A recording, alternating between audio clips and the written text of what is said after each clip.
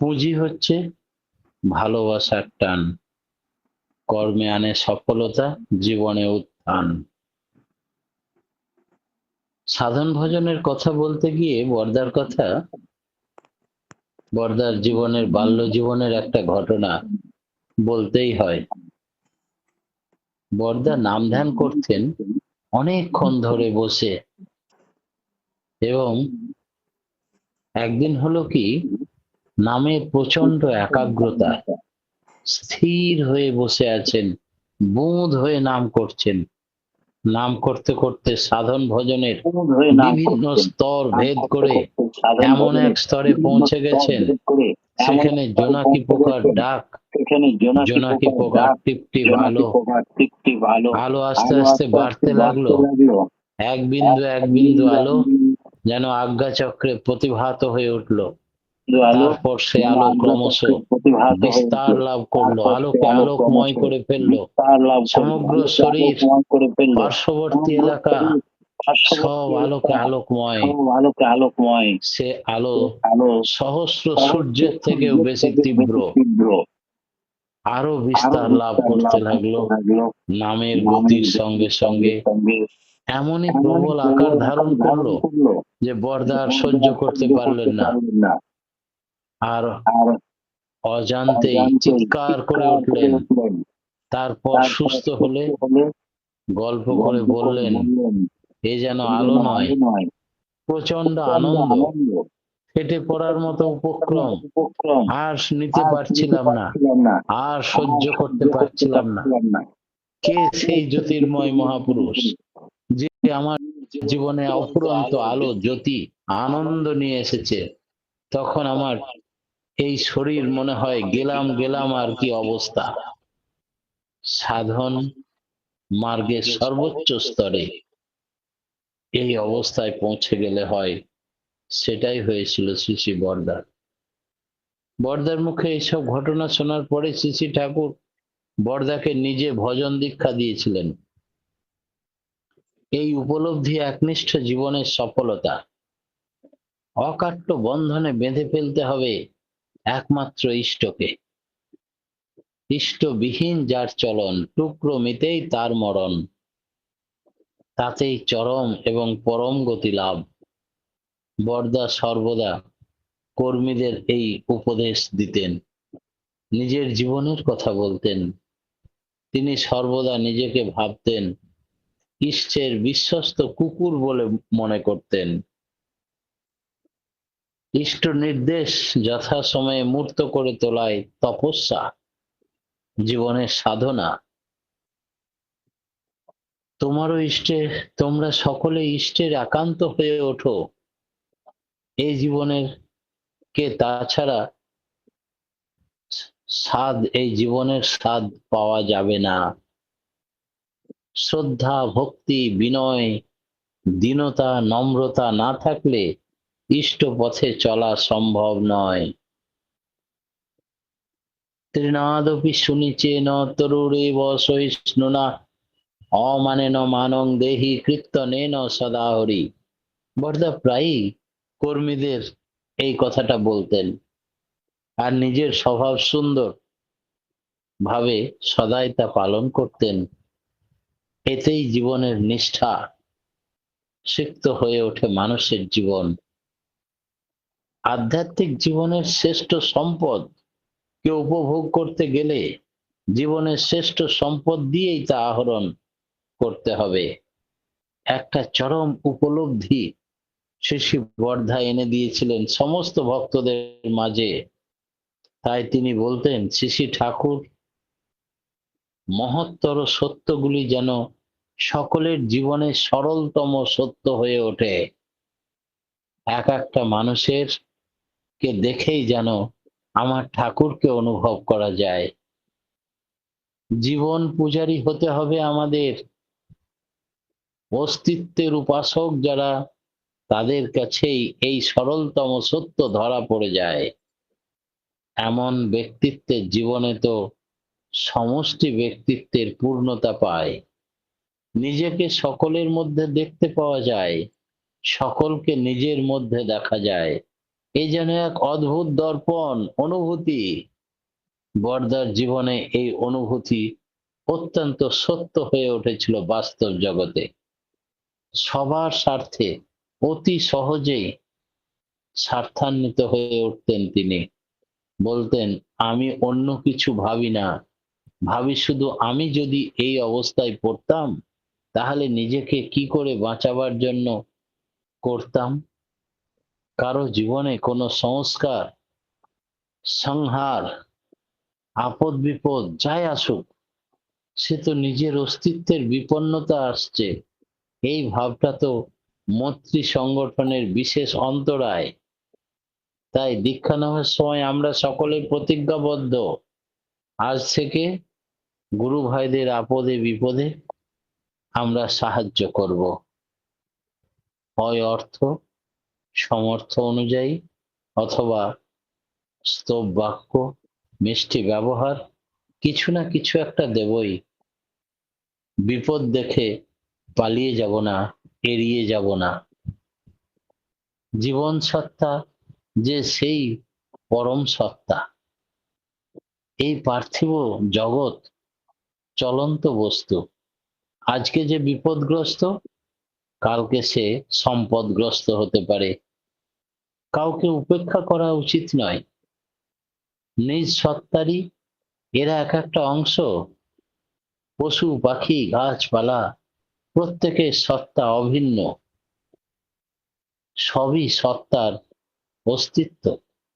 নিজ সত্তার মূল্যবোধ বোধে নির্ধারিত করতেন তিনি। তাই বর্দাকে প্রায় বলতে শোনা যেত, একা বাঁচবো, পরিবেশের ধার ধারবো না। এই আত্মপর সংকীর্ণতার চিন্তায় ইষ্ট বা ধর্ম বিরুদ্ধ চিন্তা। বর্দা পশু পাখি গাছপালা সবকে প্রাণ দিয়ে ভালোবাসতেন। গাছ মুচড়িয়ে পড়ে গেছে, ফুল তোলা ছিল তার কাছে বিরক্তিকর। প্রত্যেকটি গাছ গাছালি ছিল এক একটি প্রাণ।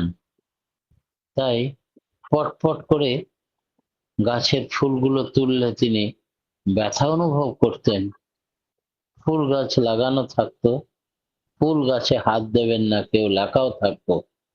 মানুষের স্বভাব তিনি জানতেন, তাই এই নিষেধাজ্ঞা। পশু পাখির ভাষা জানবার জন্য তার ছিল আকুল আগ্রহ। অনেক সময় অনেক হিংস্র জন্তু তার সামনে এসে যেমনই আসতো বশ্যতা স্বীকার করত। চোখে না দেখলে বিশ্বাস করা যায় না। এ যেন সেই প্রহ্লাদের কাছে পাগলা হাতি, কাছে এসেই সুর তুলে আশীর্বাদ করে চলে যায়। এও এক রকমের পর্যবেক্ষণ, সহানুভূতি সম্পূর্ণ গুণগ্রহণের ক্ষমতা। এই ক্ষমতা তিনি বিষ দাঁত ভাঙেনি, সাপুড়ে ভয় পাচ্ছে, ঘরের মধ্যে সাপ ছেড়ে দিয়েছে, সকলেই চিৎকার করে ঘরে দৌড়াদৌড়ি করছে প্রাণ ভয়ে। শিশি বর্দা বিছানা থেকে নেমে টুক করে সেই বিষধর, দাঁত ভাঙা হয়নি বিষ দাঁত, সেই সাপটিকে নিয়ে নিজের গলায় জড়িয়ে নিলেন। তাকে আদর করে বলতে লাগলেন, তোমাকে সবাই ওরা ভয় পায়, তুমি তো কাউরির কোনো ক্ষতি করনি, অকারণে তোমাকে ওরা ভয় পায়। তুমি ভালোবাসা পাওনি, তাই তুমি ফোঁস ফোঁস করো। আমি তোমাকে ভালোবাসা দেব, আমার গলায় জড়িয়ে থাকো, আমি তোমায় হাত বুলিয়ে দিই। সকলে হতাবাক। বর্দার মেয়ে বললেন, বাবা নামিয়ে দাও, বিষধর সাপ, নিবি নিবি, তোর গলায় জড়িয়ে দেব। আজ্ঞে না, আমি পারবো না। বর্দা এই প্রকৃতির লোক। সকলে তাকে স্বয়ম্ভু শিব সুন্দর বলতে আখ্যা দিতেন। তার ঠিকুজি কুষ্টি বিচার করতে গিয়ে কাশীর পণ্ডিত নিজে দর্শন প্রণাম করে গিয়ে বললেন, উনি স্বয়ং শিব। আজকে উনি আমাকে পরীক্ষা করার জন্য নিজের জনম কুণ্ডলী দিয়ে পাঠিয়েছিলেন। আমার কি স্পর্ধা, আমি স্বয়ং শম্ভুর জন্মকুণ্ডলী করতে পারি, তাই আমি তার দর্শন প্রণাম করে গেলাম। বরদা বললেন, গোটা দিনটা তো গেল বিফলে। বিশ্বম্ভর পণ্ডিতকে তোমরা 1001 টাকা দাও। নিয়ে তাকে জোর করে দেওয়া হলো। তার সব দিক দিয়ে সকলের প্রতি সুব্যবহার, যার ফলে শান্তি, স্বস্তি অবদান, চৈতন্য সন্দীপী অবদান, আনন্দ সন্দীপী অবদান, সত্তার আত্মরক্ষাকারী অবদান মুখর করে তুলছিল, বোধবান পরিপুষ্ট করে তুলেছিল। শুধু কি তিনি একটি প্রথায় সুকেন্দ্রিক জীবন, নিজের অন্তর্রাসের বিস্তার, সর্বশেষে সর্ব অন্তিমে এমন ঐশ্বর্য, এমন ভালোবাসা মহাসাধকের পক্ষেই সম্ভব। বরদার সুকেন্দ্রিক জীবনের কথা বলছিলাম। তিনি এক কঠোর সুসংযত জীবনী ঘটিয়েছিলেন। একটুকু বেচাল হওয়ার উপায় ছিল না। যা খুশি তাই করবে তা কিন্তু চলবে না। ভালো ছাড়া মন্দ করলে পরিস্থিতি ছাড়বে না। তাই নিজেকে একেবারে শৃঙ্খলাবদ্ধ করে রাখতেন। তার একটা ছোট্ট উদাহরণ বলি। শ্রী শ্রী বরদা সেবার মহাজীবন বইটা থেকে কিছু অংশ ছেপে নিয়ে এসেছে। বরদাকে প্রণাম করে তার হাতে বইখানা দেওয়া হলো। বরদা ভালো করে পর্যবেক্ষণ করলেন। বললেন, বইয়ের মলাটে ঠাকুরের ছবি আমার পছন্দ নয়। সকলেই চুপ করে আছে। তিনি যুক্তি দিয়ে বোঝালেন, অনেক সময় বই ছিঁড়তে না পারে পুস্তকের আচ্ছাদন ছিঁড়ে যায়। তখন সেটার সদ্ভাবনা এবং ওই আচ্ছাদন ছেঁড়ার অংশটা আস্তা করে বা ড্রেনের বা নোংরা ফেলে সেই ডাস্টবিনে ফেলা হয়, এটা ঠিক নয়। সেই জন্য এতটা সতর্ক থাকতে হবে আমাদের। বিশ্বপিতার মূর্তি, ছবি যেন অবহেলিত না হয় কোনো ভাবেই, কোনো অংশেই। সেই জন্য ছবিটা যে দিয়েছ সেটা বরদার মনোপুত হলো না। মহাপুরুষের ছবি ব্যবহার করতে গেলে তার মধ্যে বয়সের ছবি দেওয়াই ভালো। কোন বয়সে এটা হয়েছিল, তাতে সুন্দর হয়। শ্রী শ্রী ঠাকুরের শেষ বয়সের ছবি এরকম ভাবে দেওয়া হয়েছিল। তিনি সঙ্গে সঙ্গে কলকাতায় পাঠালেন বইয়ের আচ্ছাদন পুনরায় ছাপার জন্য। এবার ছবি নয়, অতি সাধারণ আচ্ছাদন দেখে খুশি হলেন তিনি। বললেন, একেবারে মলাট বাঁধিয়ে শক্ত করে দেওয়া হয়েছে, যাতে করে আলাদা করে ছিঁড়ে না যায়। মনে হয়েছে যারা একাদর্শী তাদের বুঝি এই যুক্তি ইষ্টপ্রুত অনুভূতিকে আশ্রয় করে হয়। শ্রী শ্রী বরদার চরিত্র লক্ষ্য করা যেত, যে কোনো অপচয় তিনি সহ্য করতে পারতেন না।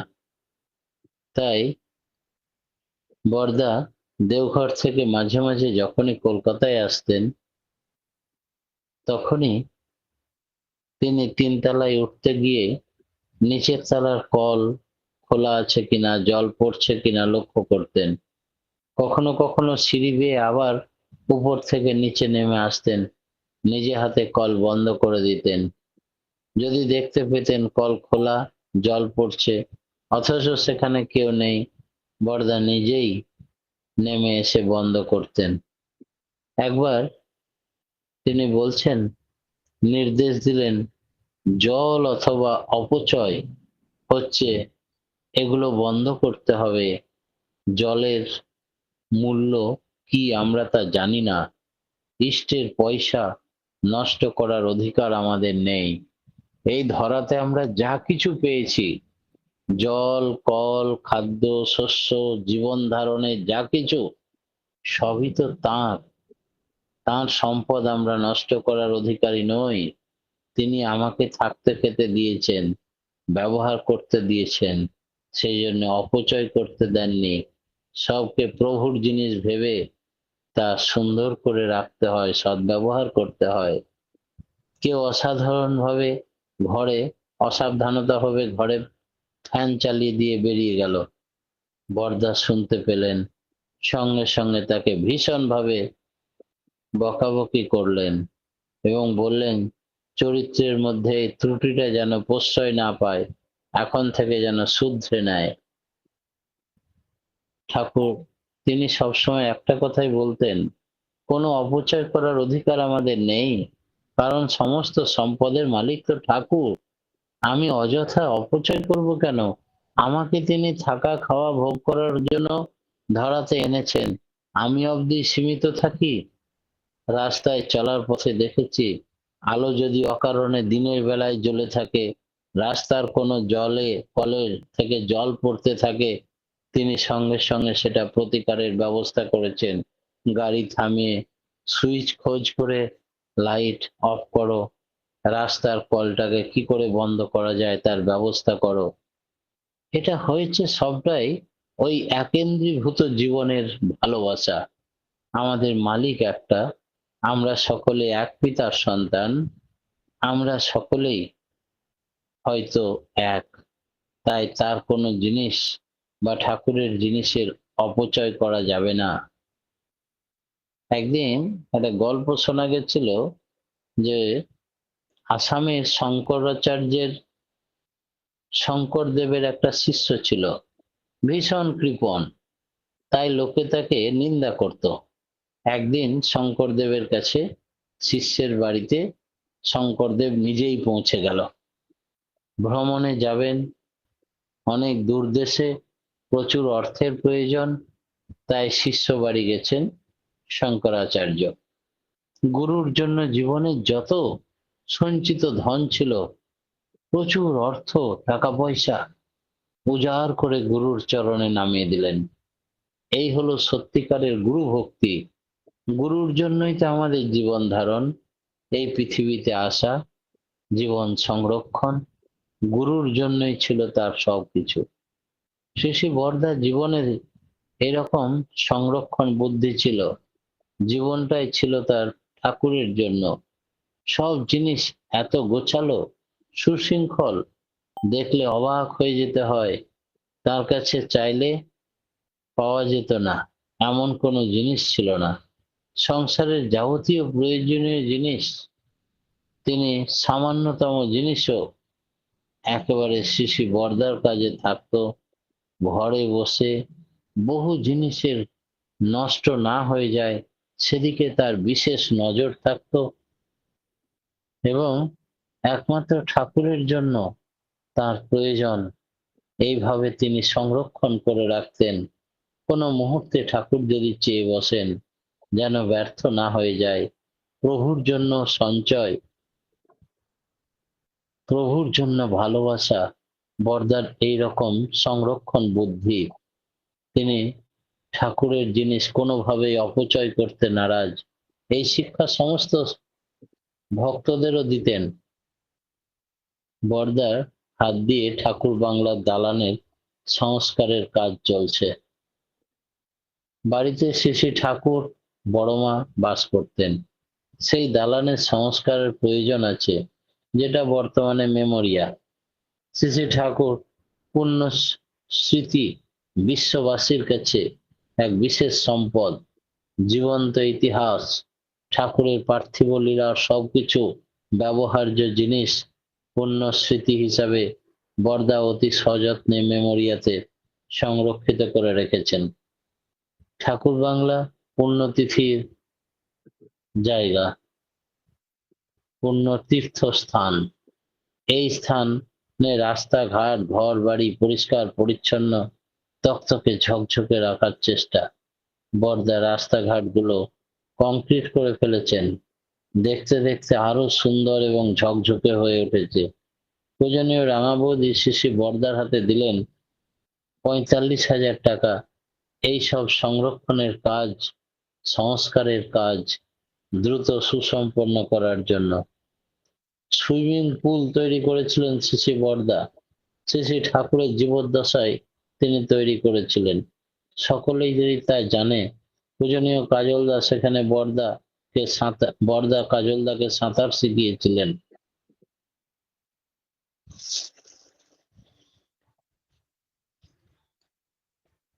শ্রী শ্রী ঠাকুর সেখানে অবগাহন স্নান করেছিলেন। সেই জল খুবই পবিত্র, ঐশী তনু ধোয়া হয়েছিল।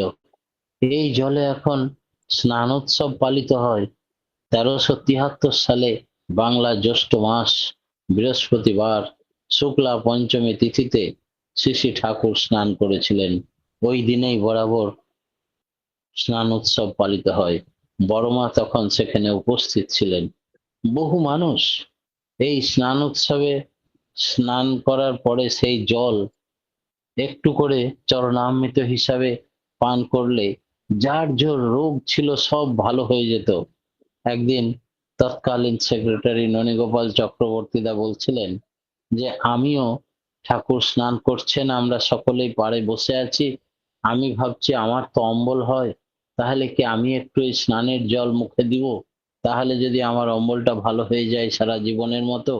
আবার ভাবছি ঠাকুর তো বোধহয় স্নান করতে করতে জলে পেচ্ছাপও করে ফেলছেন, তাহলে তো এটা হাইজেনিক, ওরা না হয় অত শিক্ষিত নয়, আমি তো মাস্টার ডিগ্রি, আমার কি উচিত হবে এটা খাওয়া, ইত্যাদি কথা ভাবতেই মাথা মুছতে মুছতে ঠাকুর বললেন, ওরে ননি, যিনি ব্রহ্ম তার পেচ্ছাপটিও ব্রহ্ম নে, কোনো ক্ষতি হবে না। লজ্জায় বুঝতে পারলাম ঠাকুর আমার মনের কিন্তু দূর করে দিলেন অন্তর্যামী পরমেশ্বর পরমাত্মা আমার অন্তরের বিন্দু মাত্র সন্দেহকে তিনি দূর করার জন্য লোক শিক্ষক এই কথা আমাকে পরিষ্কার জানালেন। আমি সঙ্গে সঙ্গে বিন্দুমাত্র দ্বিধাদ্বন্দ্ব না করে একটু জল তুলে মুখে দিলাম। তারপর থেকে আজ পর্যন্ত সারা জীবনে আমার কোনোদিন আর অম্বল হয়নি। এরকম কত শত ঘটনা শ্রী শ্রী বরদা পশু পাখি গাছপালা জীবজন্তু, সামনে বিরাট খাঁচা কংক্রিটের রাস্তা দুধারে বাঁধিয়ে দিয়েছিলেন। রাস্তায় একধারে পাহাড় বাড়ি হয়ে ষোড়শী ভবনের দিকে পাহাড় বাড়ির বিশাল স্নান দখল করে হরিণের বিচরণ ছিল। গিনিপিগ সজারুর খাঁচা ছিল নিকটবর্তী। রাস্তার দুধারে শাল সেগুনের গাছ ছিল, বরদা সেগুলো লাগিয়েছিলেন। মাঝে মাঝে বাঁশ গাছ, ছোট ছোট ঝোপ, অংশে বাগান, কিছুটা বাসস্থানের ব্যবস্থা, সেই সমস্ত পশু পাখিদের সব করেছিলেন শ্রী শ্রী বরদা। বরদার কথা সারা জীবনেও বললে শেষ হবে না। তাই আগামীকাল সেই বরদার তিরোধান তিথি। আমাদের প্রত্যেক সৎসঙ্গীর হবিষ্যি পালনীয়। হবিষ্যি করার নিয়ম, প্রত্যেকের কাছে উপাসনা বই আছে, সেই প্রার্থনা বইয়ে সুন্দর করে লেখা আছে। তাছাড়া অনেকেই জানেন, কারণ সৎসঙ্গীরা মাঝে মাঝে হবিষ্যি করে তিরোধান তিথিতে। তাই আমরা কালকে সকলেই এই হবিষান্ন পালন করব এবং গোটা দিন নাম ধ্যানে মশগুল হয়ে থাকব। আজকে বড় মায়ের জন্মতিথি উৎসব সমাপ্ত। কাল সকালে বরদার তিরোধান তিথির হবিষান্ন পালন। সমস্ত গুরু ভাইদের প্রতি প্রত্যেকের সার্বিক মঙ্গল প্রার্থনা জানিয়ে আজকের মতো আমার ক্ষুদ্র বক্তব্য এখানেই শেষ করলাম। জয় গুরু। জয় গুরু দাদা, জয় গুরু। সত্যি আমরা সকলেই মন্ত্রমুগ্ধের মতো শ্রবণ করছিলাম। সত্যিও দাদা এত সুন্দরভাবে আমাদের ঠাকুর সম্পর্কে, শ্রী শ্রী বরদার সম্পর্কে এত সুন্দরভাবে বললেন। কত অজানা বিষয় আমরা জানতে